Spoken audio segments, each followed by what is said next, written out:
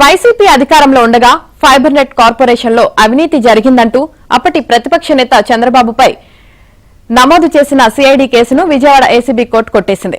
ఈ కేసులో ఆయనతో పాటు మిగిలిన నిందితులకు క్లీన్ చిట్ ఇచ్చింది.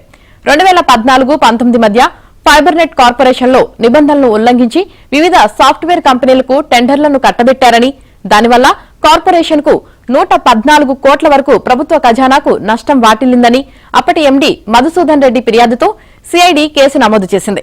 నాటి fibre net corporation chairman Vemuri Harikrishna, MD K Sambasivarao, Terasoft director Tummala Gopalakrishna, Chandrababu, Mumbai, ఢిల్లీకి చెందిన సాఫ్ట్వేర్ కంపెనీలు, వాటి ఉన్నతాధికారులను నిందితుల జాబితాలో చేర్చారు. మొత్తం 99 మందిని సాక్షులుగా పేర్కొన్నారు.